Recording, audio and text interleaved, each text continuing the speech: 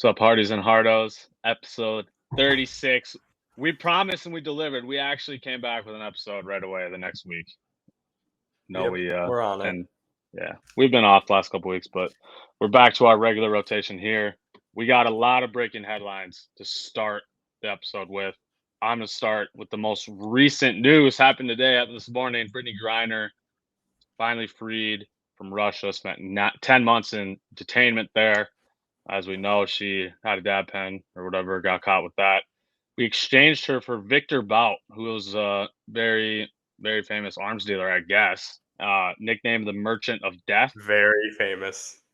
Right. Like, I don't know anything about arms dealing and I've never heard of this dude Really? before I until now. thought that was the family biz. Yeah. I thought it was actually a cover-up, the construction company cover-up for arms dealing. Come on, Spinny. Come on. Don't be leaking my info like that. Okay. The most backlash I've seen about this story is that we left behind Paul Whelan, a U.S. Marine who's been imprisoned in Russia for 4 years.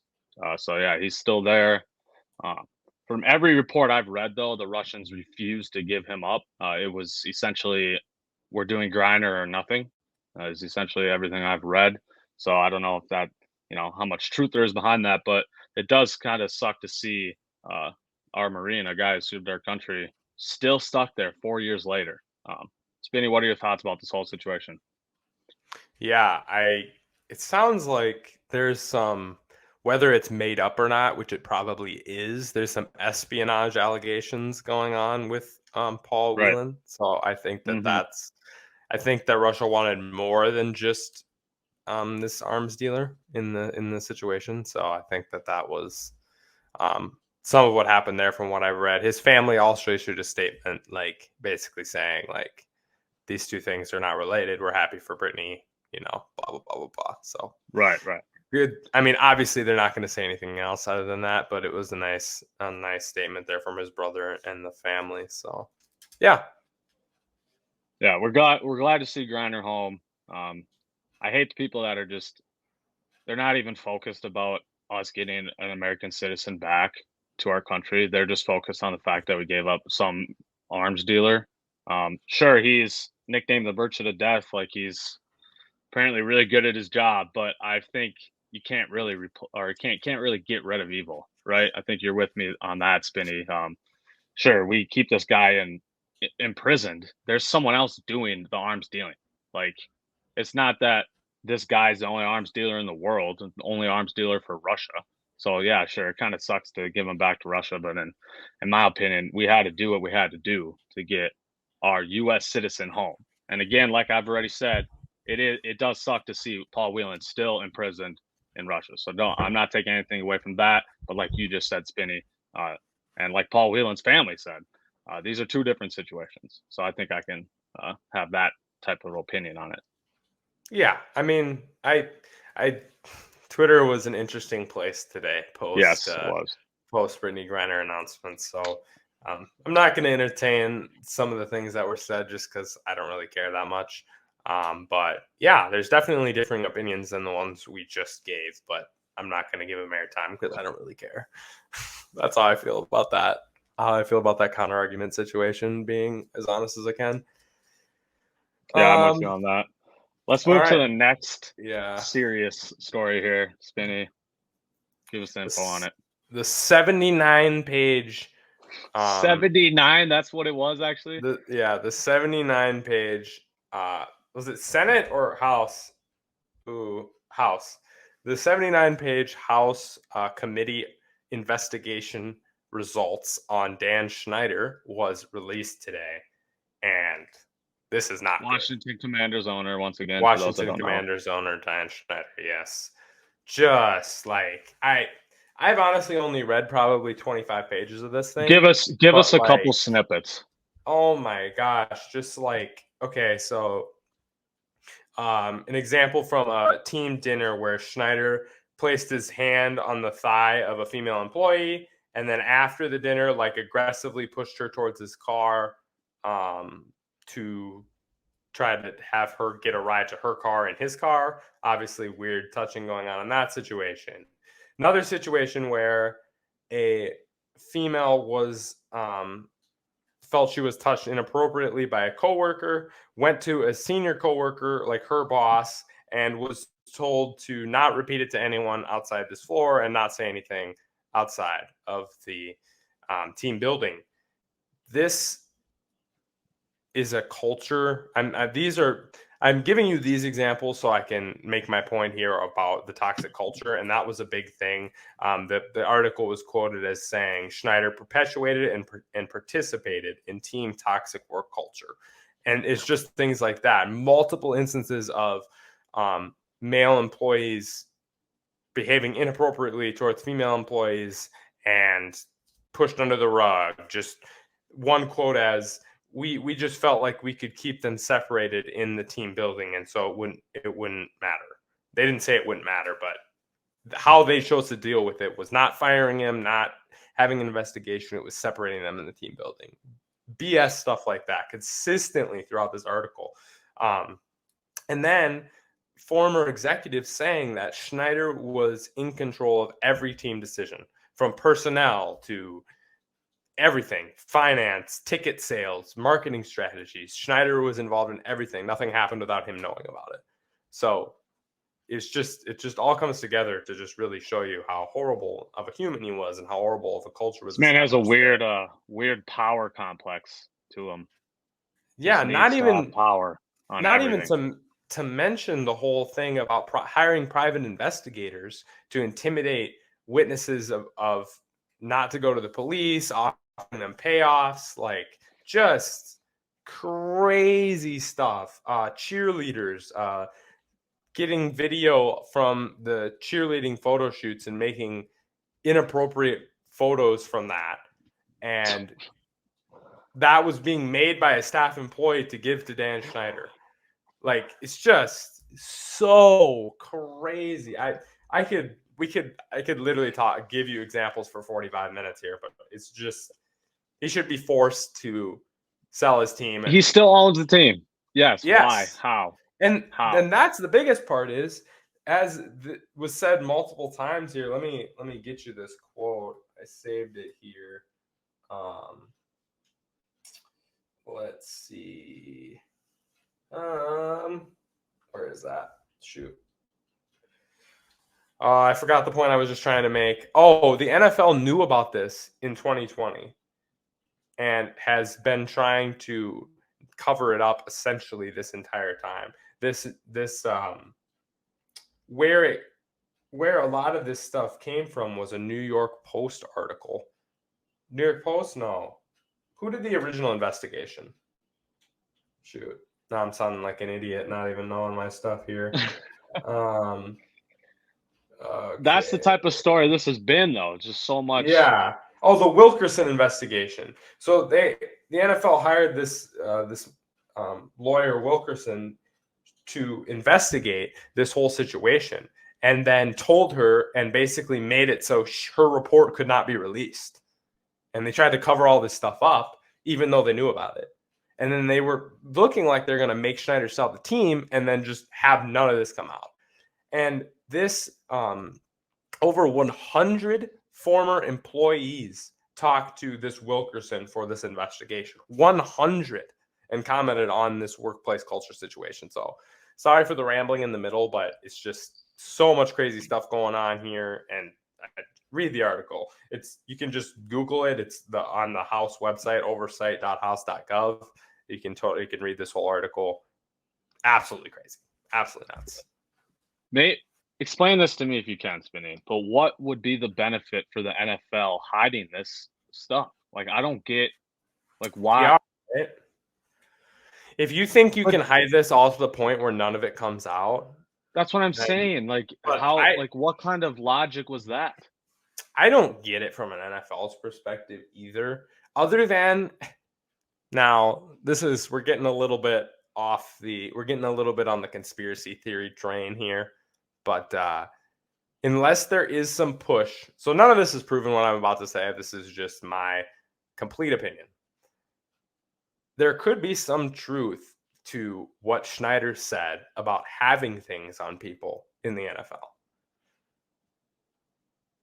Because There's some Right. reason for this cover up, whether it's money based, whether it's knowledge based. I don't know. I don't know if I even believe what I just said, but there's got to be something more that we're not understanding as to why the NFL covered There's this got to up. be. I would think because it's just too risky, right? It's just you're getting destroyed now for this.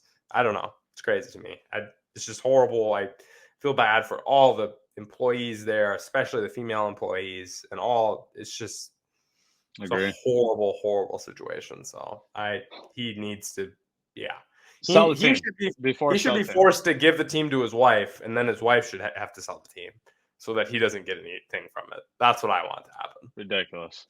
Yeah. Worst part about it all is that during all these investigations and whatnot, he's still owning the team, still racking in all this money, like still being a piece of shit. And I'm still sure. having Like, this culture going on. yeah, exactly. Unbelievable. Crazy. I don't really know what else to say about it. That's ridiculous to me. Moving on to more light. I don't even know what And I'm trying to say, there's but so much more to that too. Please, there please, is. please read into that and don't just like take my little excerpts that I Right. made, but read the whole thing. It's a 79-page article. Yes, it's a 79-page article. It's hard to give you the whole thing in exact facts every time, but just check it out. It's terrible. Now we're going to talk about college football. Obviously, conference championships this past week. A lot of crazy stuff happened. First, Utah killed USC 47-24. Pac-12 champs Utah. We got K-State 31-28 in overtime over TCU, handed them their first loss. Georgia steamrolled LSU 50-30 with a lot of those points for LSU at least coming in garbage time. So that game was never close. Tulane beating UCF 45-28 to capture the AAC title. Michigan steamrolls Purdue as expected, 43-22, and Clemson kills UNC. This one I did not expect, 39-10. That was Did you pick incredible. UNC? You picked UNC, huh? We both did. I know we split Oh. here. I had Tulane, you had UCF, and I think, or did you pick Clemson? I think I picked Clemson, yeah. Yeah, I did that's pick where we Clemson. split then. Yep. Yeah. So now we got Georgia 1 versus Ohio State 4 seed, Michigan 2 versus TCU 3, and How do your you like first two out are Alabama 5, Tennessee 6. What are you gonna ask? Yeah, I was just gonna ask about the Ohio State Alabama argument from Bias McGee over there. What he thought about that? Okay, well, yeah, I'm obviously very biased, as Spinny just said, but I get it. They've never let in a two-loss team Yeah. ever. So just right then and there, I knew Alabama wasn't going to get let in. Alabama actually had very interesting arguments, though, to be let in as a two-loss team, being they lost 2 games, but by a combined 4 points. That's it. Both of them to ranked opponents, both on the road. So there was a lot of things like that that went in Alabama's favor. But like I said, never let a two-loss team in. I figured that would stand going forward, and so it's no surprise to me that Ohio State was in over Alabama. It really wasn't. That TCU Kansas State game was nutty. That was a Yes, it great was. game. We That was a great game. both Forbrook and CFB Mike were at that game, and Yeah, I'm they were jealous. sending me lots of snaps during that game. They were sitting right in the fan section. It was nuts. Absolutely crazy environment in there. Super cool. Obviously, TCU might have been, they didn't move down, so they really lost nothing from that game, and that's how I think it should be. They beat Kansas State Right. already once. It was a overtime game. Like, it's just those teams are so close, and it's hard to beat it twice. So, and you can't punish teams for playing an extra game. Like, yeah, I hate exactly. that. I hate you that. can't punish teams for having to play that extra game. TCU lost. Let's have them not be in the playoff now because they actually made their conference championship game. Meanwhile, Yeah, teams like Alabama and Tennessee didn't. Like, yeah, exactly. come on. So, and No, it I makes sense. honestly think this is the type of year where like the BCS would have been good enough. because I think Michigan and Georgia are clearly better than these other two teams as well. So it'll be fun to see. But I think we'll see a Georgia and Michigan championship. I'm excited for this 12-team playoff coming up 2024. That's going to be so next season will be our last year of just the 14 playoff. That's going to be very interesting for sure, no doubt. I can't wait for that. It's gonna. I don't even. So how's that gonna? So your Chick-fil-A or whatever the two semifinal ones are, the Fiesta Bowl and whatnot, are those still going to be the semifinal games? Like are I'm they going to not have names sure. for these first round games? Because you kind of technically have to call it some sort of bowl game because the teams that lose this first round game will be done, obviously, for their season. So Yeah, I don't know. I know they made deals with certain bowls, like the Rose Bowl is going to be involved every year. So I think there's a plan in place, but I, off the top of my head right Okay. now, don't know what it is. Okay. Yeah, that's all I was wondering, if there was at least a plan put in place, because that was the one part of the 12-team playoff I didn't truly understand. Spinny, you want to bring up volleyball? I know you've been following that closely. You want to bring that up and let us know how that tournament's going before we jump segments? Yeah, we got the Sweet 16 today, so that was fun. The games this morning on ESPN2, actually, so that was awesome. It's been on ESPN Plus the whole tournament, so yeah. Minnesota, again, we're going to focus on them a little bit. They're in my in-state team.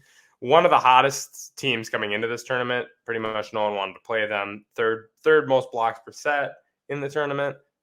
Absolutely crazy block, crazy hitting going in. And then that's how they looked in the first set. Absolutely dominated it, and not dominated it, but won it right. And then Ohio State won 3 in a row. So a little Big Ten conference matchup. The Gophers are out, and Ohio State's on to the Sweet 16, but lots of upsets today. Oregon over Nebraska. Yeah, Pitt over Florida. That was a game that was thought to be the other way, and Penn State Wisconsin is going on right now. So that was one of the big games from today as well. So lots of cool stuff. Does the Big Ten still run volleyball? Yeah, pretty much. This year had a lot of diversity as far as, I think, 7 conferences represented in the Sweet 16, most ever. So that was been pretty impressive. Cool. But yeah, the Big Ten had four teams in the Sweet 16, 5 teams in the Sweet 16. It was just tough because 4 of those 5 teams played each other. Yeah, I was Ohio State, Minnesota, Penn State, Wisconsin, and Nebraska. Yeah. Nebraska, who lost. So yeah, so that's how that was. Really cool to see the viewership this year, especially in like Texas and Wisconsin. We're packing, 50,000 fans into arenas here. It's just a cool environment. It's very much college basketball vibes as far as March Madness here in December. So if you're a volleyball fan, go check it out. And you're heading to these Final Four games, am I right? I am. I will be at these the Final Four happens in cooperation with the American Volleyball Association convention. So I get sent there for my job. So I'll be there the whole week, and got tickets also to the semifinals and finals matches. So yeah, we'll do some live talking about that from there as well. Give me your Final Four prediction then. Who are you going to be watching in person? Ooh, this is tough. I get a little bit of a break because I know 2 of the Elite 8 matchups. So Texas and Ohio State, or not? Yeah, Texas and Ohio State is one. I think Texas wins that. They've got 3 All-Americans on their squad. What else do we got here for matchups? Let me just get the matchups up here so I don't mess it up. Texas, Ohio State. Pittsburgh against the winner of Wisconsin, Penn State. I'll probably take Wisconsin there. That's tied. Wisconsin up 1 in the second set right now. Oregon, Louisville. I'm taking Oregon. I wish I could remember her name right now, but she's an absolute beast hitter that they have. Let me get her stats right now. So I'm probably taking Oregon. So we're going to say Oregon, Wisconsin, Texas,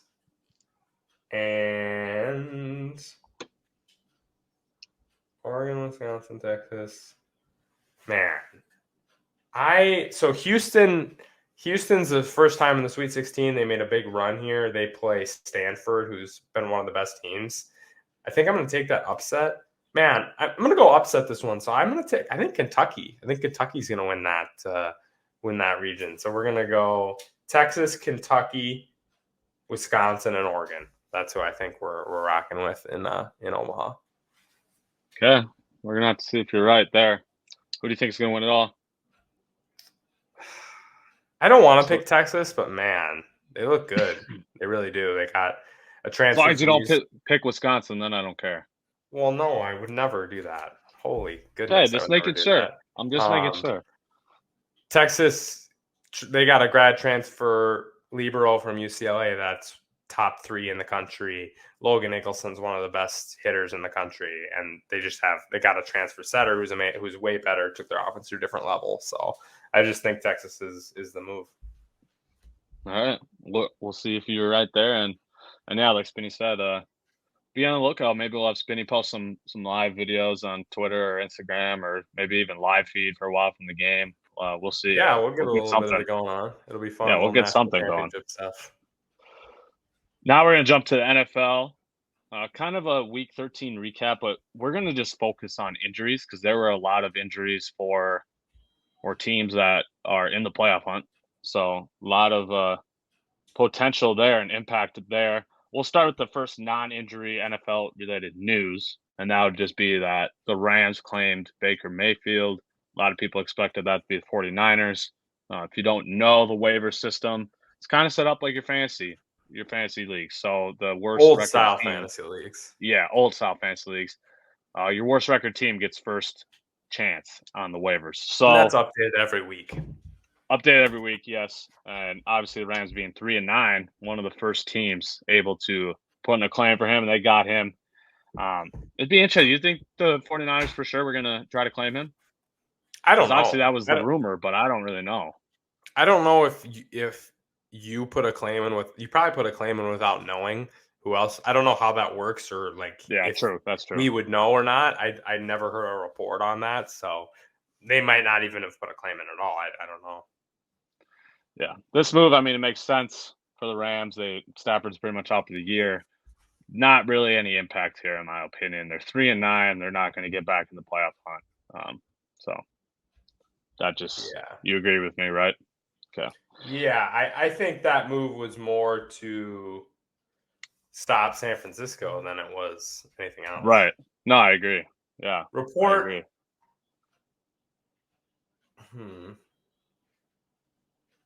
Report from Yahoo Sports, 49ers didn't make a waiver claim for Baker Mayfield. So 49ers did not even put a claim in. They signed Josh Johnson, so they're going to push forward with the Brock Purdy and Josh Johnson. Yeah, they're going to rock Brock Purdy. Why not? Let's see it. All the vets have been hyping him up. The vets on the team like him a lot, so we'll see. I like his name. Well, we might as well. Let's just talk about this right now. Brock Purdy, if you guys didn't know, is starting for the 49ers because Jimmy Garoppolo broke his foot.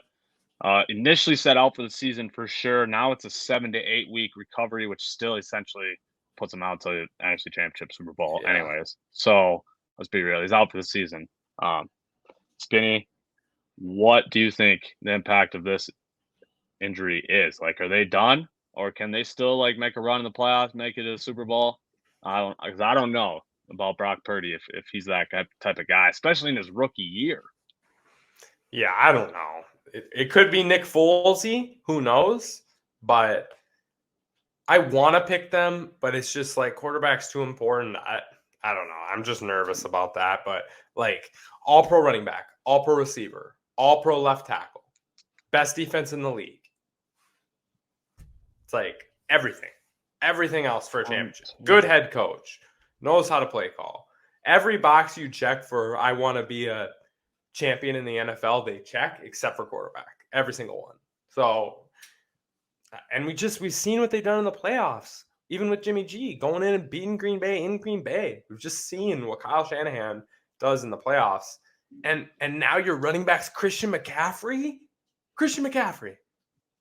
Right. I mean, they have the talent. Talent's still there. Purdy's just Yeah. gonna have to make good decisions. Essentially, if he can take care of the ball, they still have just as good a chance as any. That's what I'm So saying is I think if he can take care of the ball against most defenses, they can still score 17 to 20 points. And their defense is good enough to is hold that good? offenses under that. Right. Exactly. So that's what I'm a little like, that could be a potential second round matchup for Minnesota. And I don't love it. I don't love Nick Bosa against our I don't line want and to. Eric Armstead and everything else. I don't I'm not want trying to that. face Kyle Shanahan. That's all. No. That's all I'm worried about. I mean, My man is. KLC's up for the challenge, I think, Oh on the yeah, head for sure, coaching for thing, sure. but I just don't want to see their pass rush against Kirk. That's what I don't want to see. That would be bad. There should be some worry here though for 49er fans because they are 8-4 with a 1-game lead over the Seahawks, and there's a chance that if they don't win the division, they don't make the playoffs. Given that the East is all 4 teams in the East are in playoff contention as we speak. The Commanders being last in that division at 7-5-1. So um, I'm kind of confused, Spinny. We got 7-5 Seahawks, 7-5-1 Commanders. So the Seahawks would still be ahead of the Commanders, right? I don't know how that works. I think it's based on Because other tiebreaker division record first, and then because I think that's still the same winning Commanders percentage. played the right. Because the Seahawks don't have a No, bye. it's 583 to 577. So who's more? Seahawks better. Okay. Seahawks So better then, win yeah. percentage. Yep. There you go. So they're like a half game ahead right now, but we'll Yeah, see there's how that some. goes.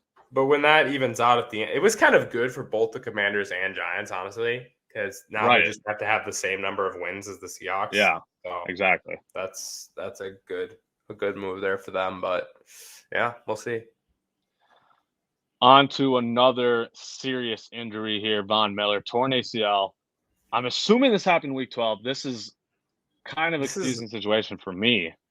this is the weirdest injury, one of the weirdest weird Yes. injury situations that I was just like, Okay. didn't he get hurt last week, then play again, then get the MRI? Right. Maybe I'm just not understanding that right, but there I was was some so weirdness confused there. because he just got an MRI on Tuesday. The results Yeah. came out Tuesday that he tore his ACL. He was a DNP this past Thursday night against the Patriots. He Oh, did he not was. play in the game. So it had to have happened in week 12. Yeah. And so They just wanted to see what happens then, apparently. See what the it's a swelling and thing. stuff look It's a like, I thing guess. where you can't get an MRI if you have too much swelling, right? Oh, Is that a that could thing? be. I don't know. Yeah. I'm not the So I guy to think I ask read on a that. report about there being swelling, and so maybe that's why. And they're waiting for the swelling to go down, and that's why. Because I was just when that news came out, I was like, "What? I never got a notification or any sort of news about this happening on Sunday." So like, Yeah. that's why I was so confused. But I mean, it had to have happened in Week 12. Von Miller out for the season. This does have some serious impact to me. He makes that defense go. Best pass rusher on the team. The offensive line's Hoyer got and focus. Hyde have also been out for them too. So Right, they already got other studs out for the season. This seriously impacts their ability to make a deep run in the playoffs. I truly believe that. I don't think they will win the AFC anymore. I'm being honest. Spinny, what do you think about this injury? I mean, I never thought they'd win the AFC, so that makes sense. But Are you sure? I picked the Chiefs. I did pick the Chiefs. Yes, I am sure on that because I said in the preseason I thought the Chiefs were somehow underrated. So definitely believe that I picked them. We can fact check it. I'll fact check it. Remind me. We'll fact check No, it for I maybe believe the you. Q&A. I'm just giving you shit. What was my point? Goodness gracious, you got me off my knowing. What were we just Let's talking about? go. Getting in my head. Jeez. Yeah, in your head. Tell me what we're talking Von about. Miller. Oh yeah. Feel horrible for him. Obviously, it's late in his career, and you wonder what is it 60 or 100 mil? What that contract's feeling now when he tore his ACL post 30. So I don't know how that's gonna look, but now on to this injury is not as serious, but it is to a very, important player, and that's Lamar Jackson. Sprained his left PCL. He is out for 1 to 3 weeks. Um, you would think it maybe not really matter since he's only out those couple weeks, but we got a tight race here in the AFC. They're tied with the Bengals in their division, so even a one-game absence, if they drop that and the Bengals win, all of a sudden they're not even in the division lead anymore. So this is a very bad injury for the Ravens to get this late in the season. And Spinny, I guess I'm just interested in what you think. They're still making playoffs, in my opinion. So what do you think about this injury and their chances going forward? Yeah, they're probably still making playoffs, I would say. But they probably won't win the division. Probably have to go on the road, be a 5-6 seed type of situation. The Bengals look Right. too good. Bengals are right in the Bengals right are direction. killing it. And if Yeah. with Chase and Higgins staying healthy and we're getting this version of Mixon that we've had this year, and now when Mixon's been out, P. Ryan's looked almost better than Mixon. So it's like their running game's gonna get her done. And Joe Burrow has impressed me. I was a little bit of a hater, thought like not talented enough to get drafted at number 1 overall, but he just wins big games. Comes out against Mahomes, comes out against the Chiefs, gets better as the season goes on. It's like they always start slow. How good is Zach Taylor? He did it last year, a season even too early. So I don't know, big faith in Joe Burrow. And Lamar, even when he's played this year, has not played that well so far. He's been good. Especially He's as got of some late. wins. But yeah, the last month has not been the best of Yeah. Lamar's career. So hopefully he comes back and can be healthy and do what Lamar does. Because it's funny though, like I'm going to transition because we're talking about Lamar, about his contract, right? Everybody's like, how is this going to affect his contract? And it's funny because either the Ravens are going to franchise tag him and he's going to make 40 mil a year, 45 mil a year if they do the exclusive one. If they don't do the exclusive one, some team's going to pay him $240 to $250 million guaranteed. I would bet any amount of money on it. The Jets, $250 Yeah. guaranteed in 1 Someone second. will pay. Yes. Done. Whole thing. Here We're you go. talking The Kyler Murray and Texans. Deshaun. We're talking Kyler Murray and Deshaun Watson already Yeah. secured this bag. A former MVP, Lamar Jackson, who's still only 25.6 years old, is getting the bag from somebody.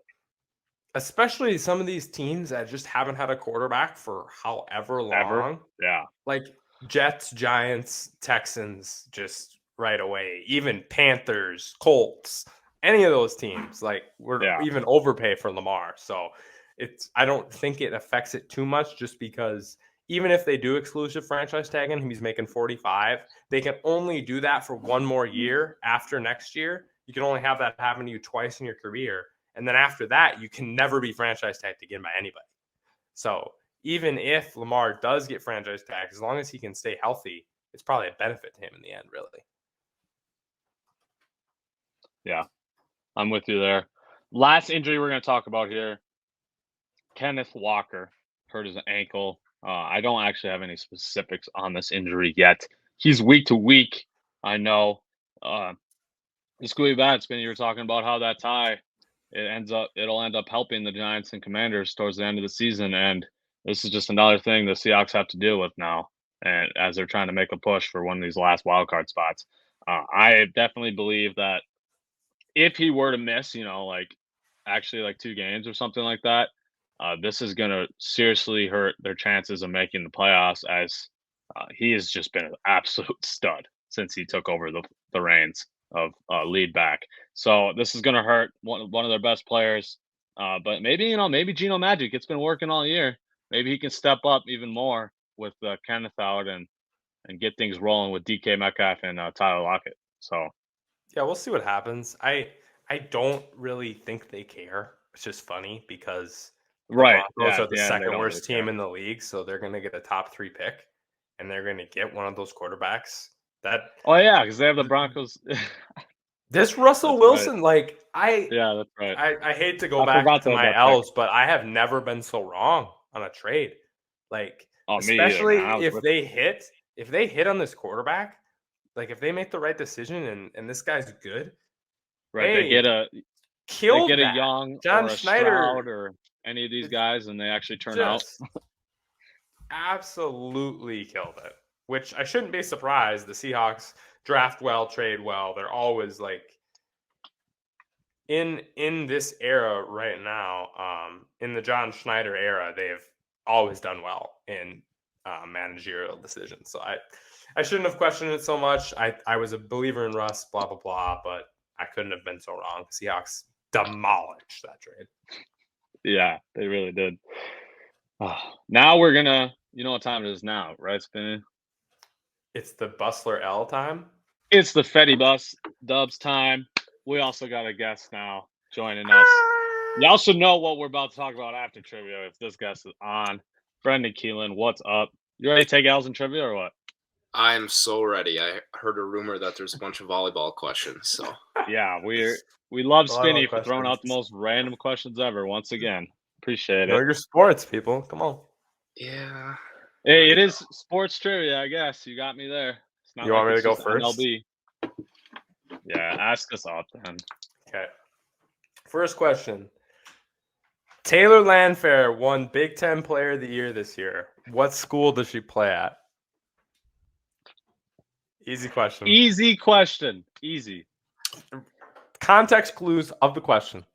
Come on. Yeah, but for me, the context provides Big Ten Player of the Year. That limits your schools to 14 schools. Right I'm just going to go I have Wisconsin. And it's the easy question. So he's going Wisconsin. I'm going Gophers. It's the Gophers. Yeah. Yeah. Minnesota. Wisconsin? You think I'd pick Wisconsin for a trivia question? I don't know, Spinny. I'm not Lori Bustler here. Forbrook's probably punching the air somewhere. That is hilarious.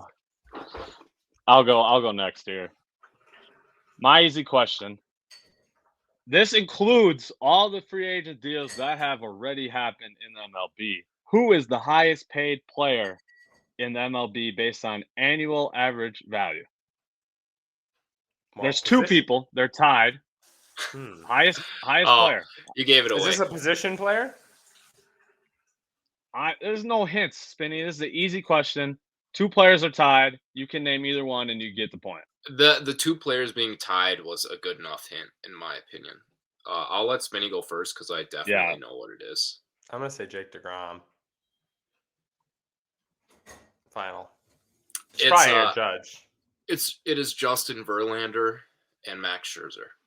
Oh. Ding, ding, ding. Correct.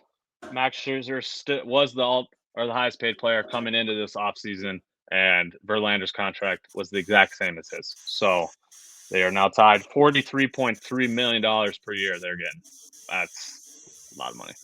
Judge making $40 a year, though. Crazy for Judge was like third or fourth, and highest position player for sure. Okay. Let's go. So, my easy question. Which catcher... We love when Spinny gets up wrong. Let's go. Which catcher has the most pickoffs in their career? And before you guys ask, yes, they played in our lifetime. I got an answer. I got it, too. Let's hear it. Yadier Molina. Nope. Ivan Rodriguez. Yep. No! Those are my two guesses. It had to be one of those two. I figured Molina had passed him, but I guess not. Pudge, huh? It's still Pudge? Molina might have more caught stealings by now, but Pudge has more pickoffs. Okay. Fine. We love when Spinny ends the easy round with 0 points. Let's go. Really fun. Okay. All right. So there will be you'll have 3 guesses for this to get 2 points. I'm just giving you an extra guess because it's a volleyball question. If you get all 3, I'll give you 3 points too, honestly, but I don't think you will. What is the top 3 in colleges for national championships in volleyball history? What 3 colleges have the top 3 in national championships? And repeat the scoring again. I have to get 2 of the 3 right, or what do I have to do? You get 3 guesses. If you get them all right, I'll give you 3 points. I just didn't assume you will. I'm just going to give you 3 guesses on the medium question. To get 2 right, you get 2 points. To get 1 right, you get 1 point. 3 colleges. Okay. I have a couple guesses. These are Power 5 colleges. Right. Yeah. Right. I got a couple for sure. I have 2. You can go. I have 2 good guesses for sure. I'm going to go Penn State. Because I think Penn State's one of mine. Didn't they win like 5 in 7 years or something once? I think so, but I don't know. I do, but Penn State's one of mine. Wisconsin would be a second one of mine. Second guess of mine. Third would be. I got to pick something other than Big Ten.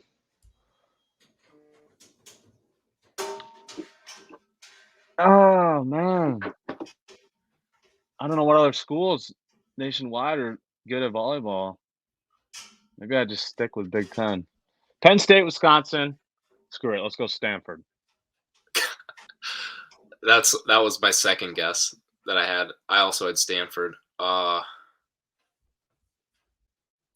feel like it is Wisconsin, but I don't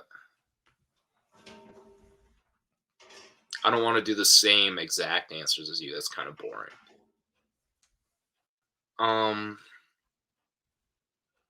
I don't know. Let's just do Texas. I won't do Wisconsin. So you both got 2 points. Penn State and Stanford. Stanford is number 1 with 9. Penn State is number 2 with 7. The third place team has 5, is also in the Big Ten. It's not Wisconsin. Is it Nebraska? Nebraska. It is Nebraska. Oh, fuck. I was thinking that too. Yep. So 2 for Brendan and 2 for Jack. See? Like, these are volleyball questions, but they're gettable. Come on. I'm kind of scared of this hard volleyball question, though. The hard one's going to be hard. All right. NFL-related question here for my medium 1. Who leads the NFL in targets?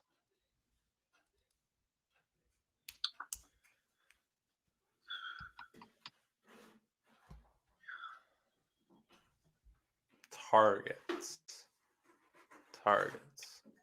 Who gets the ball thrown to them the most? That's so hard. I'm going to... It's hard. There's a lot of guys out there that get tons of targets every game.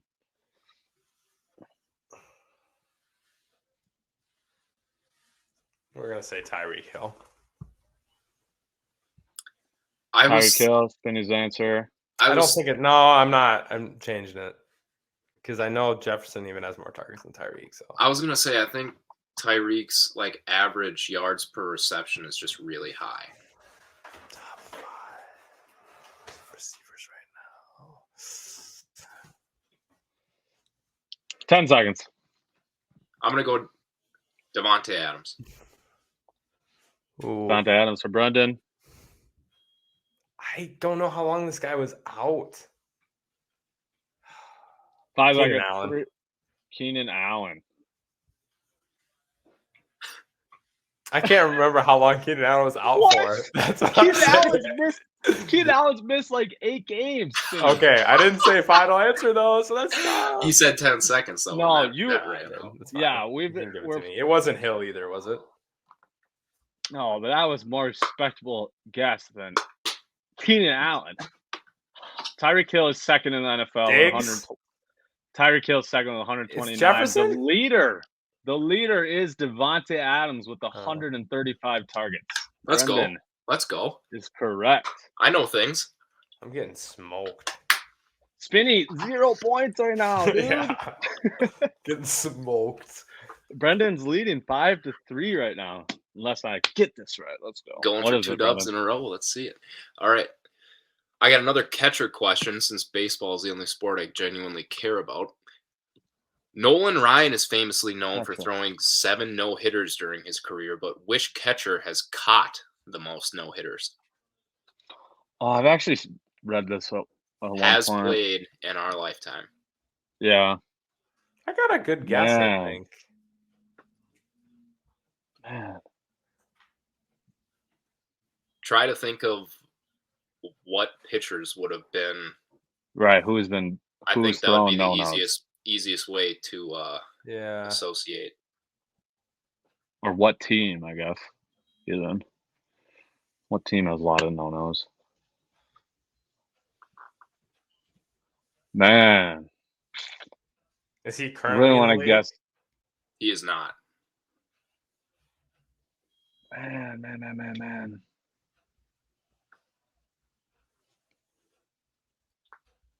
I have two guesses here, but Spinny, go ahead. Mine's gonna be wrong, but I think mine's gonna be wrong too. But I gotta just go with it. I'm gonna say Buster Posey. Bus. That's a good guess, man. I like that one. I'm gonna go. I'm gonna go AJ Przinsky. If those are both wrong, can give me my second guess. Because I swear AJ Przinsky caught Mark Burley's perfect game. Could be wrong on that. I don't know why that came in. We're talking no hitters. But those are both wrong. I will give you guys a second guess though, because it is kind of Jorge Posada. Bus. Man, I don't know. I can't really even think. I'll just say Pudge. I can't really even think of catchers that are in the league right now. It's not Pudge either, though. If it's Yachty, I'm gonna be pissed too. The correct answer is Jason Varitek. Varitek. Oh. Okay. No, it couldn't be Yachty anyways. He said he's not in the league anymore. Oh, true. Yeah. Which technically Yachty's retired, but yeah. Yeah, true. He did just retire. Yeah. That's why I thought it was a rat question. He maybe ratted us on that. Jason Varitek. That makes sense. Interesting. Pedro Martinez, Roger Clemens. Think about the Red Sox rotation, early 2000s. So it's, late 90s, early 2000s. Yep. All right. Hard round. Okay. 3-0. Now I don't even feel bad about these volleyball questions because I'm getting my crap tossed. So we're going to Division II volleyball now.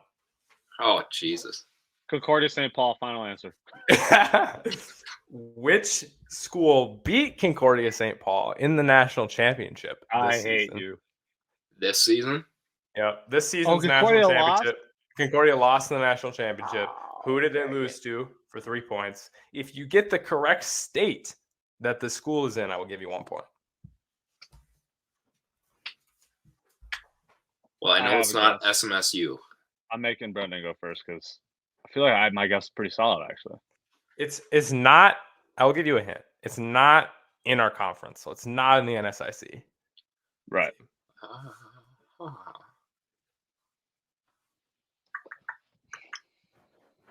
Okay.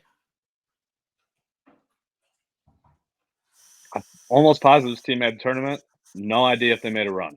But they're not in the NSIC, so I'm running with it as my guess.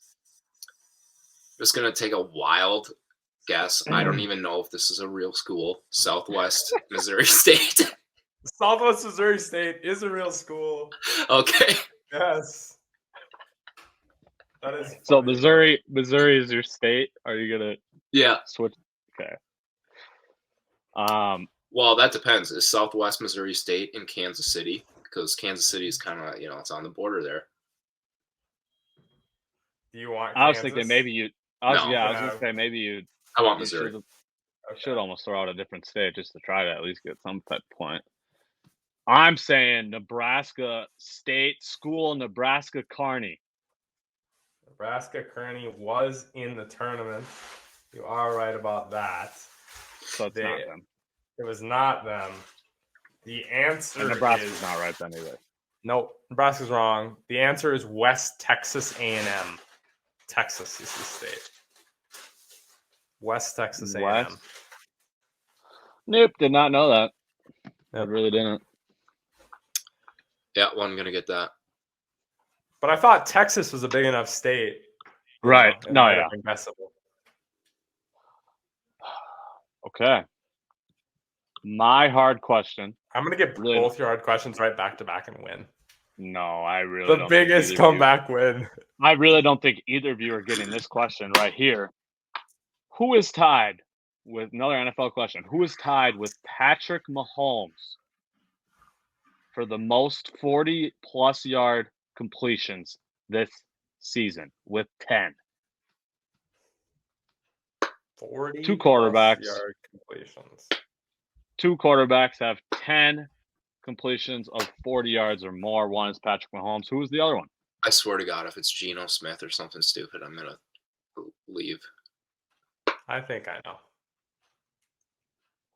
I'm going to go with Tua. Was that your guess, Vinny? It was. The way you reacted? I didn't like the read on Jack's face from that guess. So no, I was laughing at your reaction to it. It's like you just sighed and now don't want to guess anymore.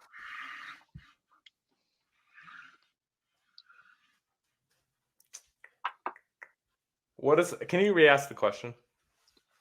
Who is tied with Pat Mahomes for the most 40-plus yard completions with 10?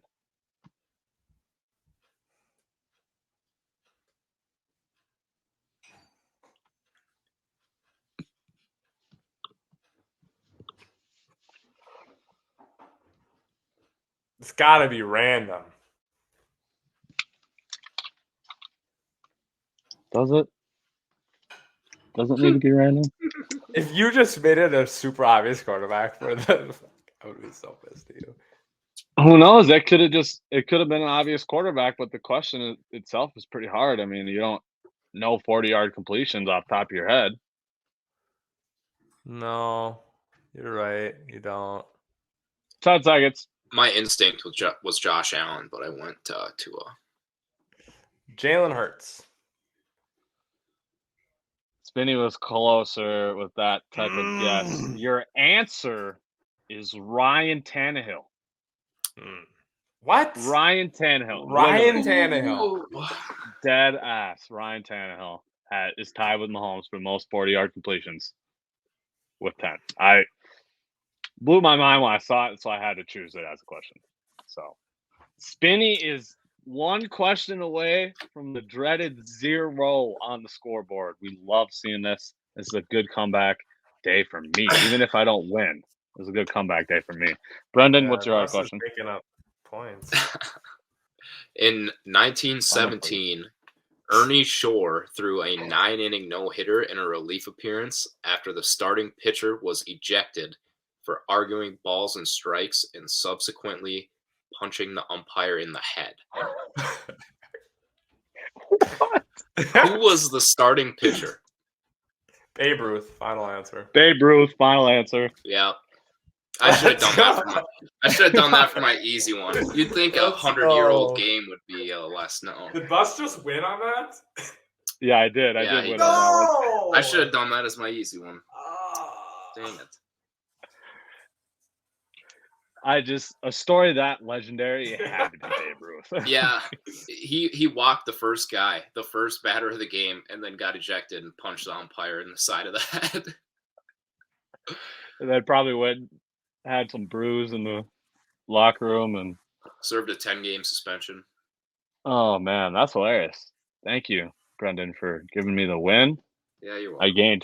I gained 3 points on Spinny this episode. This is I was first to 100 though, I think officially now. Yeah, you were. We let's see. Yeah, because we added our points from last week, right? 97 to 90. Yep. So yeah, you have 100 exactly. 100 points exactly. I have 96. 100 points in what are we on? 36 episodes? Not bad. Brendan now. Oh, he's still in third place. 2 points now behind Mike Brown. For second. For guests. For guests. Yes. Forbrook, Mike Brown, Brendan? Forbrook. Y'all see it on your screen now. Forbrook has 20 points. Mike Brown has 19. CFB Mike and Brendan are MLB experts, 17 points. Good work today, boys. That obviously transitions us to our MLB segment, which is next. We're going to talk free agents. A lot of crazy stuff. I'm going to jump back to trivia for 5 seconds and interrupt Bus. I'm just going to say this so that I don't forget, because that's what I will do. We need to calculate points per appearance, and that's how we should rank all of everyone. Points I think per I'd appearance. be pretty high up there. Yeah. Man, are you trying to shoot us in the foot, Spinny? I feel like it's going to be harder for us. Yeah, it is, but it should be interesting, especially as we get guests on more commonly. Points per appearance could be a statistical way to rank us in comparison to our guys. We'll starting next week, we'll throw that on the graphic for you. Not this week. That's going to be too much work for me. Yeah, too much work for this week, but in the future. Brendan's actually going to somewhat lead at least the beginning of this segment here, giving us our signed guys. Yeah, so don't mess it up. We'll start with our signed players here, and we'll give a little reaction to these deals. I feel like we got to start with Aaron Judge one. Brendan, what were the exact details on that? Yeah, so 9 years, $360 million comes out to $40 million annual value, which is insane. But if you're Brian Cashman, you pretty much have to make that deal happen because your legacy, even after 20 plus years of being the GM, your legacy is going to be the guy that let the home run king go. Yeah. So. No, I agree with you there. It's tough. It's tough. What is he, 29 years old? It's tough for me to see a guy this old get this big and long of a contract. But like you said, Cashman had to do it. Yeah, that's kind of been the trend this year, though, is the decade-long contracts. Yeah, that's been the trend in baseball forever. That's just what happens. Albert Pujols, it has been since Pujols-ish. Around that time is when it started coming. But even then, it wasn't as prominent year to year. You know what I mean? Yeah, right. There's maybe one or two deals. That'd be it. And now we have 4 straight deals announced are at least 9 years long. Right. Yeah. And even if those deals didn't happen, this Judge deal still happens because it's right. He's the same caliber player that Pujols was when he signed that contract. Yeah, I agree. And he made himself $130 million compared to last year. So hats off to him on that. Yeah. I really wanted him to leave, though. I really did. I know. Yeah, I did too. Giants. Come on, Giants. Leave Correa alone. I was surprised the Yankees extended Cashman before he got the deal done. That's what I was going to bring up, too. That was interesting. I feel like Cashman's mid, right? He's been there he's had a winning record in every single season. He's been the GM. What, 1 World Series in 24 years? Right, only one. Yeah. Which for Yankees fans is unacceptable, Twins fans, we only have 2. I think we would be fine with we would be ecstatic. 1 World Series win every 30 years. If I could get a Minnesota sports title in my lifetime, it would literally. It's funny. I'm going to go off on a tangent here for 10 seconds and we can get back to it. I saw his tweet the other day and it was I would give up 20 years of drafting in the first round for 1 Super Bowl for the Vikes. And it's just Minnesota sports fans would do anything for. Right. Because it was probably something roasting the Rams for trading Matt Stafford for first. It was. Yes. Yeah. And it's I would give up 20 years of first round picks for a Super Bowl. Yeah. I feel the same thing about a World Series. Give me 1 World Series championship for the Twins in my lifetime. I don't even care anymore. Yeah, I agree. Yep, down bad. But we all in the same boat here with Judge, though. Not surprised. Little bit of the Yankees overpay. Had to do it. Little overpay, but we all would have liked to see him go elsewhere. That's for sure. I wonder at what age he has to be pulled from the outfield. That's a good point. Yeah, that is a good question. Can he get at least 4 to 5 years out of him in the outfield? Can you get half the contract? I don't know. I would think so. I feel like you can. I feel like that's all you're expecting, right? It's got to be. If he was a smaller guy, I know. I would say for sure you could get 5 years, but I worry about speed. Yeah, he's got the cannon for right field. He's got the arm, but whether or not the rest of his body holds up to keep him out there is, and it's not a big deal. There's a DH position, and maybe he could learn to play first base, but That's true. just something I was thinking about. But next deal, we got DeGrom for 5 years, $185 million with the Rangers. This one shocked me. This perplexes me as well. I don't see how, as the Rangers, you can sign, make 3 big deals in 2 years with Seager, Simeon, and DeGrom, and think you're just going to be a contender in a division where the Astros have dominated for 8 years and continue to dominate. They just won. And now the Mariners are relevant too. Right, yeah. And maybe the expanded playoff is what's spurning this along, There's been talk of that. It definitely impacted the trade deadline. So maybe that's impacting free agent signings too. But, I mean, I was thinking about this. If the Twins signed DeGrom like this, I would be nervous every time he got on the mound. I'd still do it if I was the Twins in 1.1 second, though. I would, 100%. I mean, we're talking, to back up your point here, Brendan, we're talking a Texas Rangers team that went 68-94 last year. They think signing just Jacob DeGrom is going to erase this 38-game deficit behind the Astros. I think they're also hoping for Marcus Simeon to not be dog water next year. I think that's a hope too.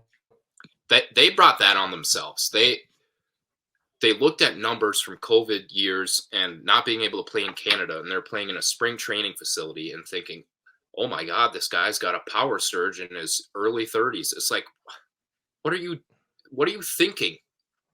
Yeah. That and did the Seager deal was that before Semien? Because that also was just mind blowing to me because they play the same freaking position. Like, at least go sign an outfielder and infielder or whatever. Like, mix it up a little bit. So that's another aspect of it that didn't make sense. I don't remember which one happened first, but the Seager thing I questioned because he had injury issues when he was in LA. And I was like, you're going to give him this big, granted that didn't happen for him this year, and that's good. But it's just the injury bug thing turns me off so much when it comes to mega contracts. I don't know. Yeah, don't get me wrong. Because what did you call the Mike Trout contract again? I can't remember. I said it could be. I said it could turn really bad. In my defense, this was when there was utterings of him having a potential career-ending injury. True, but I told you. No, I get what you're saying, though. Especially there's a lot of contract left there. Yes, you're right. I like Mike Trout as much as the next guy, but especially in a sport where playing a lot of regular season games is important because of the ridiculous length of the regular season. So I get what you're saying, especially for pitchers. Like you have to have them pitch at least 3/4 of the season, or it's like, is this worth $40 million? Right. If they can get 20 starts out of DeGrom, then that's great. But he hasn't had more than 20 starts or more than 100 innings since 2019. Yeah. It's been quite some time. From the DeGrom side of things, though, I mean, it doesn't make any sense to me either. I mean, how do you see a team that has 68 wins and be like, yeah, I want to go play for them? He saw a team in a state that has no state tax. He saw the extra $50 million. So you're proving my point. It's just about the money then. There's no stinking way he thought this would be a chance for him to win, which I think if you're not even playing 20, if you're not even getting 20 starts this year, you're getting to that point of your career where you should probably think about winning. You're going to get a bag no matter where. It's Jacob DeGrom. Any team, any contender would have gave him the bag. You can't tell me there wasn't a contender. He wouldn't have got the bag like that from a contender, probably. Maybe. A 5-year deal? Only a 5-year deal? You don't think so? He's only 30 years old. It's not like he's 33 or something. He's 30. Because like, there's other states with no state tax that he could have gone and played in. It's not like Texas was It's the not only like option. Texas the only. Yeah. And it's not like Texas is the only State team. It's not like they're the only team in the state. Team. Yeah, so. Right. Yeah. Not that I would have wanted to see him go to the Astros. Right. But that would have been dumb. That would have been really. For But the that's Astros, though, it totally makes sense. That's what I'm saying. There had to have been other teams that offered him a damn near similar deal, maybe a little less money. But you're telling me you want to go play for the Texas Rangers? Come on. It just doesn't make any sense to me, this deal, on either side of it. I see it from DeGrom because it's all about that money, and he's not sure how long he's going to be able to play. So you want to get the most money. Give him that money in. I mean, I'm sure that's at least a factor. I mean, even if a team like the Rays gave him a contract like this, why? I feel like he would have gone there instead, because they always find a way to win, no matter how much money they spend. Would the Rays gave him a contract? Would the Rays give anyone a contract like this? I don't know. I really don't know. I don't know. They're one of those diamond in the rough kind of teams that just churn out young studs. They're just grinders. Yeah, and then they fill gaps with league average players, and then still find a way to win, which is they play the money ball game. Yeah, maybe a little Billy Bean in there. Maybe DeGrom went to the Rangers because there's a certain Hall of Famer who's known for his longevity that's still pretty connected to the team. Could be. Yeah. All right, what else we got? I know there's a couple more pitcher ones here. Yeah, we got Verlander to the Mets, 2 years, $86.7 million, gives him the same average annual value as Scherzer, like we talked about in trivia. Damn. It's about $43.35 million. So the Mets paying $86 million next year for two pitchers. Yep. And I believe there's a third-year option as long as Verlander. He has to throw 140 innings in his second year, and he can't show up to opening day of spring training with a specific injury that gives the team the option to opt out. So, like if he's got a torn ligament or muscle or something, soreness, that's not going to breach the contract, but they would have the option if that's if interesting. A specific injury. That's what I read. So. That's I mean, I don't know what else you say about the dude. He's 39 years old, and he goes out and throws a 1.75 ERA and wins a Cy Young. Just one Cy Young. He's worth it. It's Brady and LeBron stuff going on with him. So yeah, he'll be good till he's done. 40. So the deal makes sense both ways. You're old. You're almost done. You still want some bag. It's in New York. Kate Upton's really happy about being in New York. Right. Big market, still with a contender. Mets, from the Mets side of things, you lose DeGrom. You need somebody to pitch next to Scherzer. Why not go get this guy who just won Cy Young? So, true. Makes sense all the way around. Yep, and the Mets are not scared to spend. Next up, we got Trey Turner, 11 years, $300 million with the Philadelphia Phillies. No trade clause, too, which is rare for the MLB. That is rare. Yeah, and there's small incentives in there for Gold Glove, All-Star, LCS appearance, things like that. As there should be. Yeah. Trey Turner, what is he? Oh, he is 29. For some reason, I thought he was only 27. No, okay, he's going to be 30 this next season, I think. Yeah, this deal's a little more sketchy to me then. They're signing him until he's 40 years old. I mean, how many more years do you guys think Trey Turner has at this level? I'm not saying, solid, playable level. I'm talking his $30+ million a year value. How much time does he have left? 4? I think it comes out. I think it comes out to $27 million a year. Okay.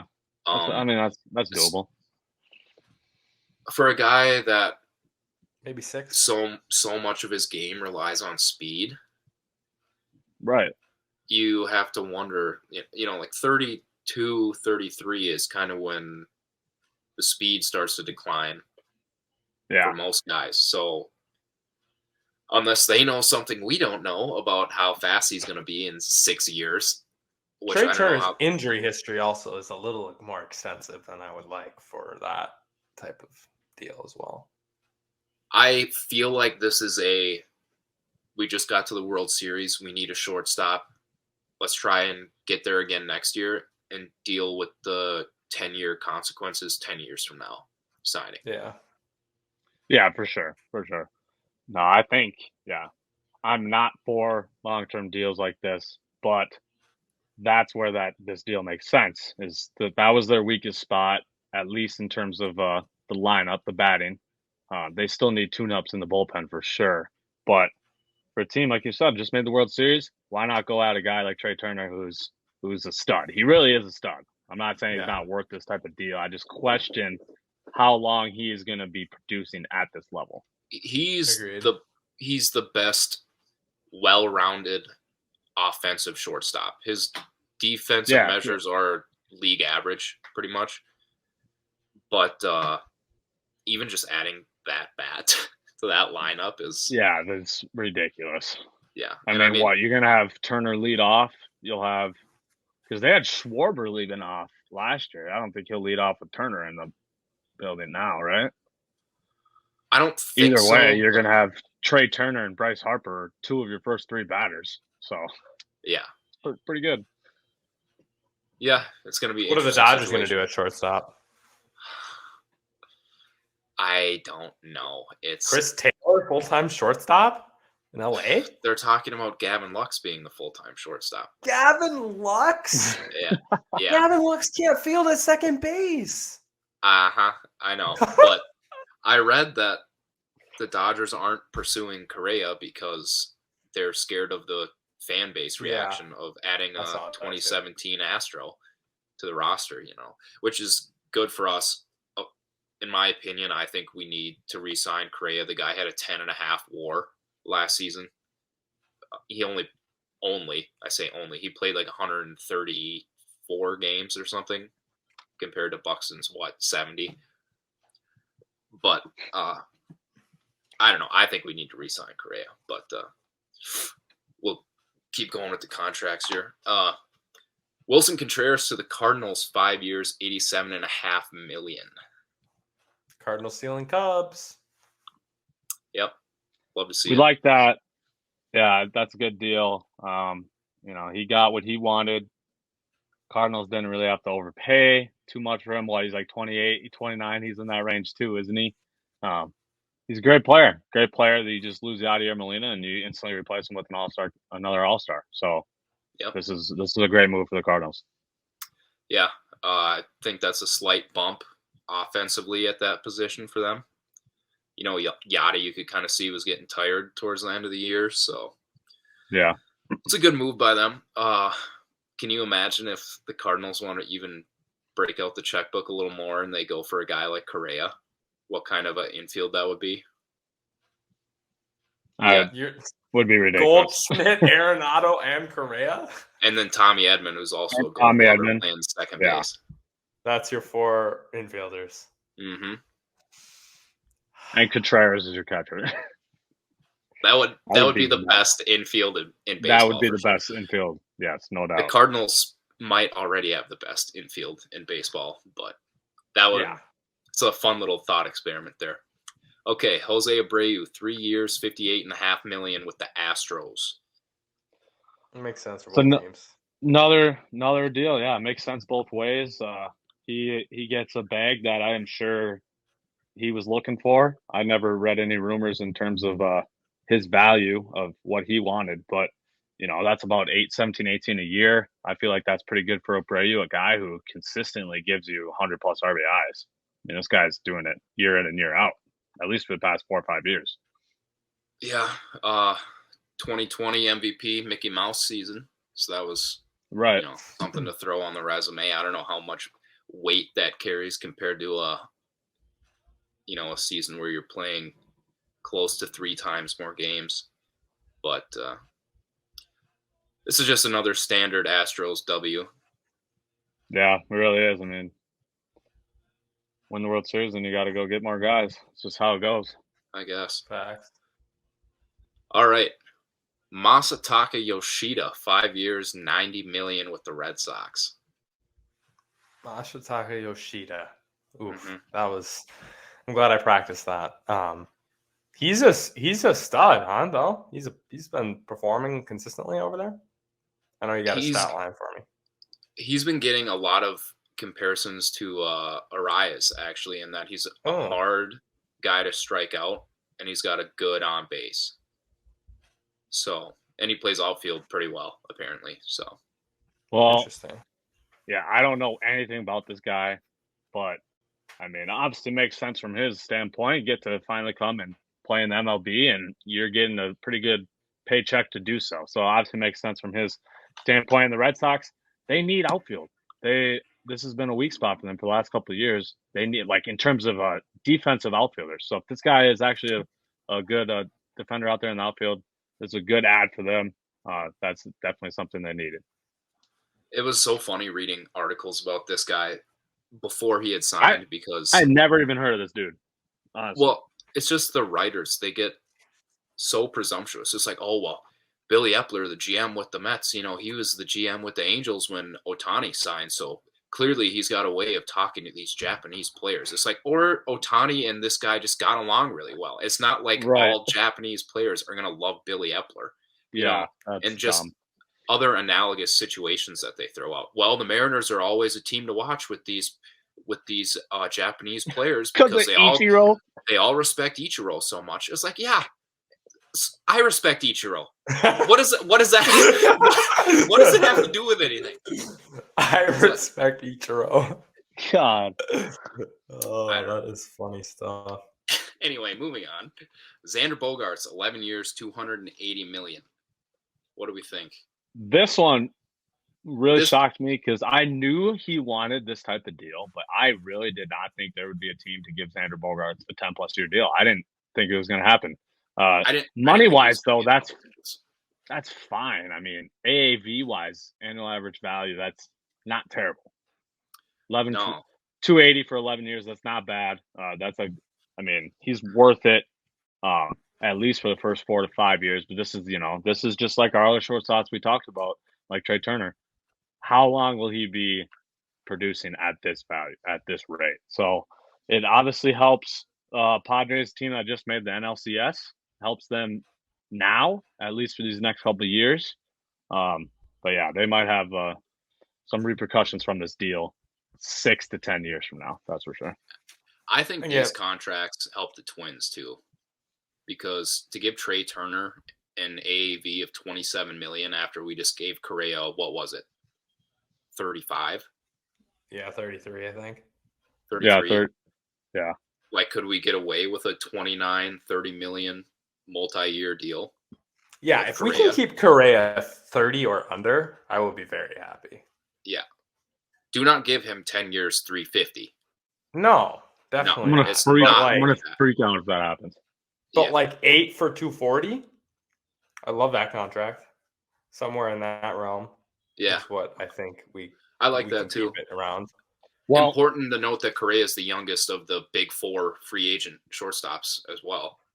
True. He is 27. He is. I think this was his age 28 season. Let's officially jump to Correa now, because now we're going to talk. I believe Bogaerts the last guy that we were going to discuss. Now we're going to talk the remaining unsigned guys, Correa being the first one. So, I mean, all signs from YouTube point to wanting this deal done, right? You guys both want Correa back on the Minnesota Twins next year? Yeah. If we can keep it under, like, I'd even go to 32 if it's a little shorter. But I don't want to go anything over that. Do we want to give this guy a 10-year deal, though? I'd give him I'd give him a 10-year deal if I'm 30 or under. I'd do 10 years, 300 or under. Okay. I can live with that type of deal. I'd be okay with that. If I read that if they don't get Correa, their backup is Swanson, and I guarantee you if they don't get Swanson, they will sign Elvis Andrus. Yeah, who still put up a 5-WAR season last year with the Oakland Athletics. So for the right price, that wouldn't upset me too much. If only still Royce obviously. If only Royce didn't get hurt, we didn't have to worry about this. Yeah, I know, but such is life as a Apparently, Minnesota Twins fan. as of like 3-4 hours ago, article came out that coming out of these winter meetings, the new front runner apparently for Carlos Correa is the San Francisco Giants. Yeah, after they lost Judge, I kind of figured they would push pretty hard for him. Do I want to see Dansby Swanson in a Twins uniform? That's what I'm saying. No. I don't know about that. Don't want to say no, but He had a good year last year, but in the Twins batting order, I'm really not convinced. Nothing more than 25 a year. I don't know if he's even worth that. He's had a couple short-term deal, maybe 25 a year. Yeah, he's had a couple good years in a row at the plate, but if you look from like 16 or 17 up to 20 through 2020, it's just like abysmal. Yeah, and he was not good to start his career. Yeah, so I don't know how much I trust his bat. Like, obviously, elite defender, great defender, but it's just not too sure about that one. Let's get a team here before we predict Dansby. Where do you guys go for Carlos Correa? Returning to Twins or jumping ship going to a team like the Giants? I think it'll be one of those two. It's hard. It's impossible. I think it's tough. I'm going to take Twins. I'm going to just be a homer and take the Twins there. But I can see the Giants just as much as the Twins. So yeah, I mean, I can tell you which team it'll be. It'll be the team that offers up more money. Shut up. Or more years. Yeah, whichever he values, I guess, more. If he wants more long-term security or just more of the bag, but we'll see. Yeah, I mean, I'm saying go ahead. Brendan's right, money first, and then if money's similar, I think yours is obviously a contender. Yeah, but I don't think Correa holds enough love for Minnesota to return for slightly less money. I think it's got to be the same or more. I agree. That's all I was saying with that. But yeah, okay. I agree there. Dansby, though, his rumor contract that he wants is 7 years, $154 million. Man, what is that? Like 20 some mil a year? Yeah, I feel like that's not terrible. 20 mil times 7 is 140. Right. So we're looking at 22. Yeah, 22 mil a year. That's what he's looking for. Swanson over 7 years. I feel like that's not a terrible deal. As long as he keeps producing at what he did this year and last year even. The rumored teams, we got Braves, obviously, looking to re-sign. Cubs, Cards, Red Sox, and Twins are the teams that are rumored to be the most interested. Obviously, some of those make sense. Braves re-signing them. Cards, that would be, that's another. I mean, we already talked about the Cards adding a shortstop. That would be interesting there. Red Sox makes sense. I mean, you just lose Xander, and then obviously us Twins would be in play if we were unable to get Correa.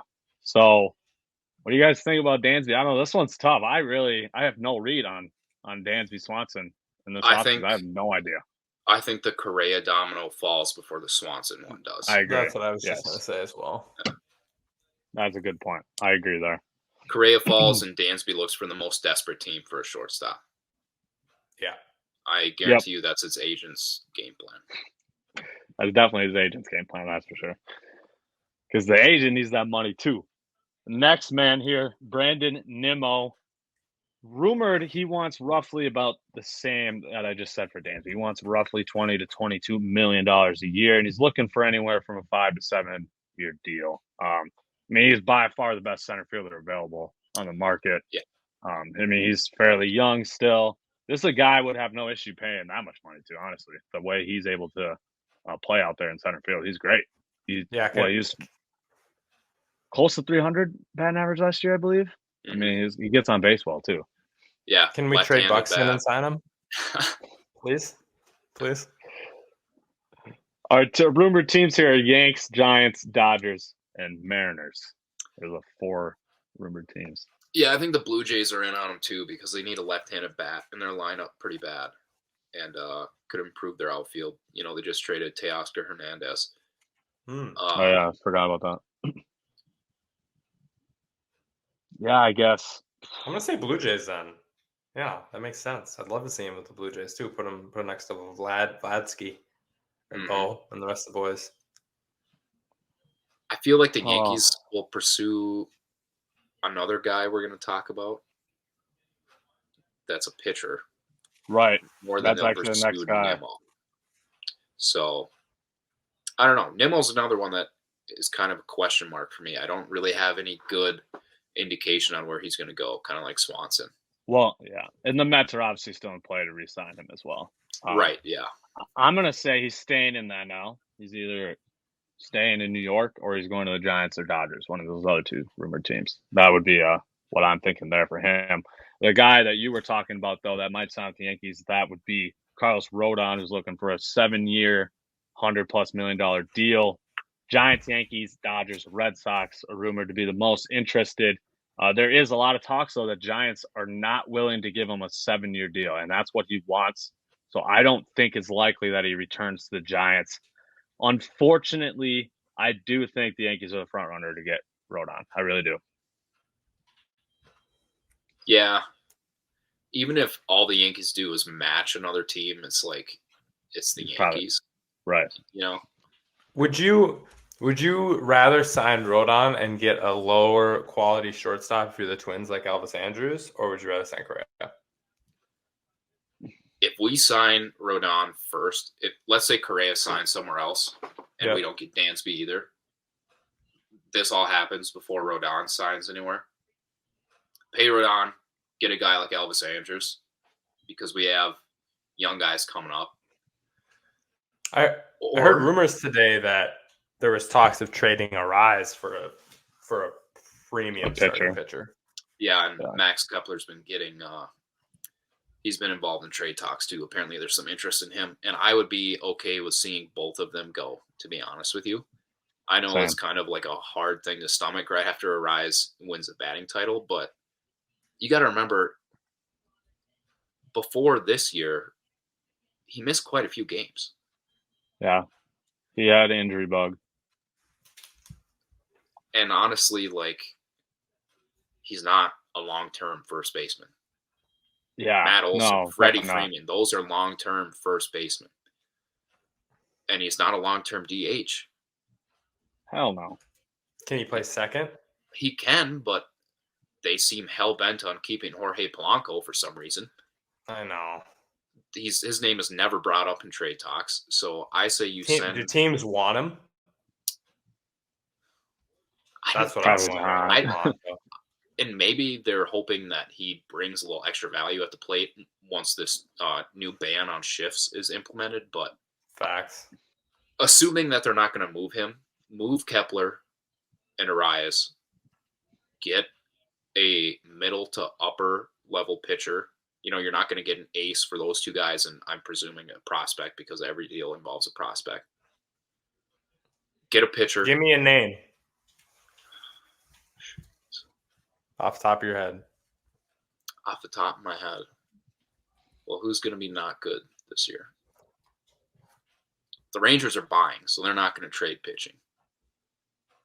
They're still not going to be good, I don't think. But I don't know. Really trade within the division. Nobody's going to trade pitching within the division. It would have to almost be your Red Sox, your teams that just lost a shortstop type player.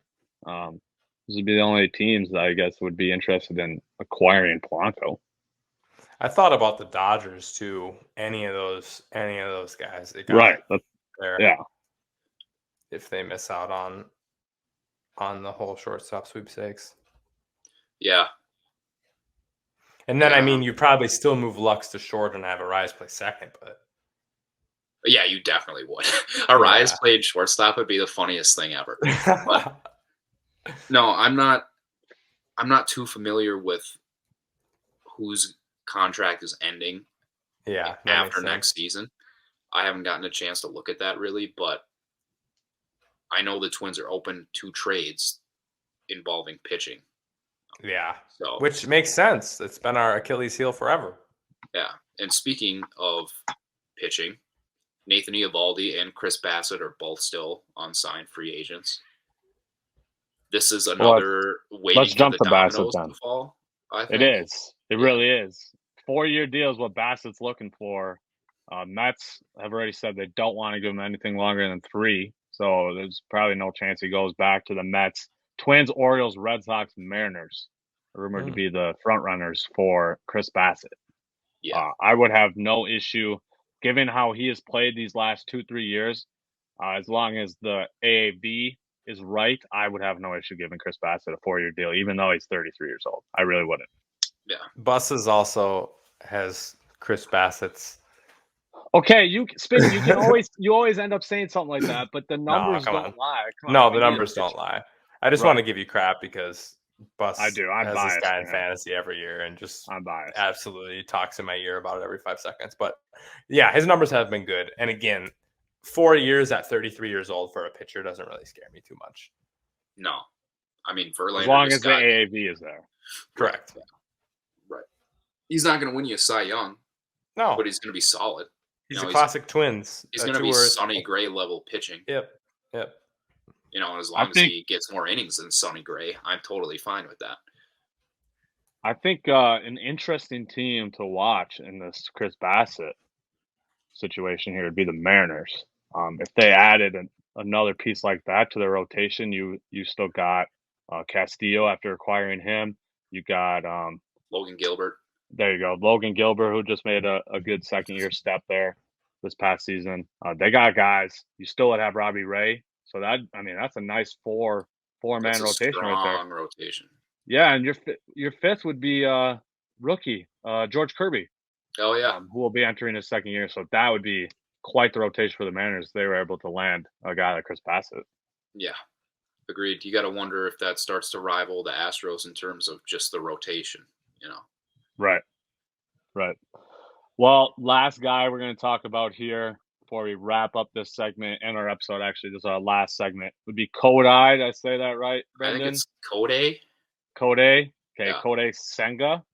I'd imagine this is how you say his last name. Red Sox, Giants, Cubs, Padres, Rangers, rumored to be the most interested teams. 5-year, $75+ million is the contracts he's seeming to be offered. I think, again, anything along those lines makes complete sense for Senga. I mean, this guy's played 11 years, right? Brendan, 11 years in Japan. Why wouldn't you want to come to MLB and get paid, almost $20 million a year? It's it totally makes complete sense there. It could be a slight risk for many of these teams, but all those teams basically I mentioned, they got money. So they don't really care about a 5-year, $80 million deal. They can maneuver and work their way out of trouble if trouble were to arise from this. Yeah, maybe can the Twins sneak in on this guy? Jeez. Unless they come from Japan to Minnesota, right? Our Japanese signings have gone so well in the past. Yeah, so well. Well, to be a baseball association writer, we do have Kente Maeda. Oh. So obviously, since we have another Japanese player on our team, we're in the mix now. Yeah, right. But he's gonna be 30 this next season. He's got an 87-44 record in the NPB over in Japan, 2.59 ERA, 1,252 strikeouts, and 1,090 innings pitched with a 1.1 WHIP. Pretty impressive. Pretty impressive numbers. 11-year stats, those are great. It'll be interesting. The more international signings there are with Japan, will there be a day 10 years from now where we can, based on your Japanese numbers, can we extrapolate how you're going to do in the majors accurately? Are you going to add one whole run to your ERA, or is it going to be half a run, type of thing? Yeah, that'd be interesting. Yeah. Yeah, it'll be interesting to see down the road how that all works out. I mean, I feel like you're probably right with how, baseball, I feel like worldwide, at least, maybe not in specifically America, but worldwide, I feel like it's still growing. Especially your Asian countries are getting more involved with baseball. So yeah, we could see a shift there and more Japanese players come over, and that would. I mean, there's stack geeks out there. They'll figure something out. Oh yeah. Oh yeah. Well, I think there's far more countries represented in baseball than any other sport. Probably. Basketball's probably close, right? That's probably the other close one, yeah. Of all I guess there's a lot of European guys, yeah. Yeah. I don't think the NFL is probably funnily NFL, enough the least diverse of when it comes to country of origin, you know? Definitely. Absolutely. So not as much of a worldwide sport, obviously. Yeah, and then you get a bunch of Scandinavian guys in the NHL, but true, but Russian. Yeah, their percentage of non-white individuals is like 6 minuscule. or 4 or ridiculous. So that's a cool thing about baseball. I love the language component. It's a huge part of like baseball in comparison to other sports. Like all the teams have a Spanish language broadcast pretty much. Yeah. And so that's pretty cool. And like just hearing in their interviews and just like the guys, I don't know, it's just a cool aspect of baseball that I like, just the language situation. Who was that one pitcher for the Jays that had the best? He was from Japan. He had the best interviews. Oh God. He had like a cramp, and the interviewer asked him, "So we heard you were out the other day with a cramp," and she goes, "Are you all better now?" He goes, "Yes, I eat 2 banana." And she goes, "Why you do that?" And he goes, "Monkey eat 2 banana every day, no cramp." And like, that was just the whole interview. That is hilarious. Yeah, he was amazing. I don't think he's in the league anymore, but yeah, you don't get that Monkey in the NFL. 2 banana. Hell no, you ain't getting that in the NFL. That's for sure. Is that? Is it? Man, I'm gonna butcher this guy's name. Muniori Kawaska. Kawas. Oh wow! Just ignore me. Never mind. It doesn't matter. We just butchered that guy's name so bad. Oh my gosh. He's probably listening too, Spinny. He's gonna take offense. I know. Munenori Kawasaki. You couldn't Kawasaki. Kawasaki. There we go. God. It was just Kawasaki. It wasn't even hard. I know it wasn't even hard. That's the thing. I just butchered it insanely bad, and it wasn't even hard. Spinny. Is that the guy? Yeah, that's him. Okay. So I knew who it was. I just wow. Yeah. Let's move on. Move on from Spinny's mistakes today. Anything else we want to talk about from MLB before we wrap this bad boy up? I don't think so. Hopefully the Twins are able to get Correa done. Get him back on the team. Agreed. Let's get Rodon or Correa or Swanson or somebody. Somebody. Spend some money. Yeah. Get at least cheap ass owners. One nice name. You know. Yeah. Yes. Literally. Please. Classic. Trade the farm Brendan. For Ohtani at the trade deadline. Anything you want to say before we kick you off? Oh, let's see. I prepared a monologue, but Mega mind, Brendan over there. No, I think I'm good. All right. Thanks for coming on. We always love having you, and thanks for the MLB insight. Yep. Thanks for having me, guys. Peace out. Peace out, my guy. Well, that was it for episode 36. It wasn't it, actually, though. Wasn't it? But we did some switching around. We'll have a no, cool I mean, it still wasn't it because. Oh, you got something. What's going on? Am I getting my mini to Winnie? You are. And 3, 2. All right. I actually did not expect Spinny to give me the mini to Winnie. I think maybe he just did this on the fly because I brought it up. I really don't think that's what Spinny was going to bring up. He's kind of a sore loser. So maybe I just spend this whole minute as I'm watching Spinny off the screen get mad at what I'm saying.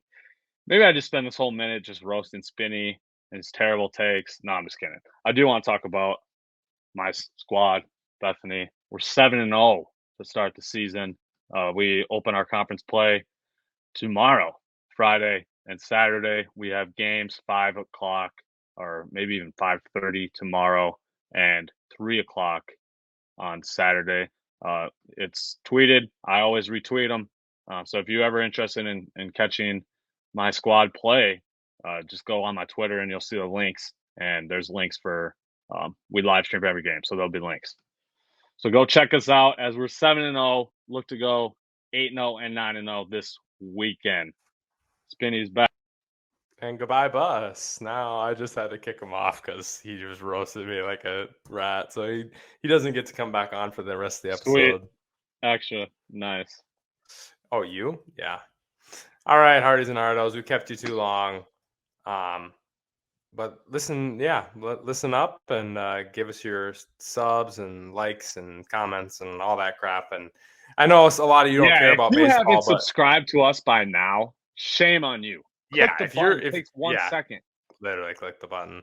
And listen to Brendan. Lots of good takes from him. Really into MLB, does his homework. So if you're into this sport, check it out. I think, hug your friends and family. We love you. Hug them up. And goodbye. See you guys next week.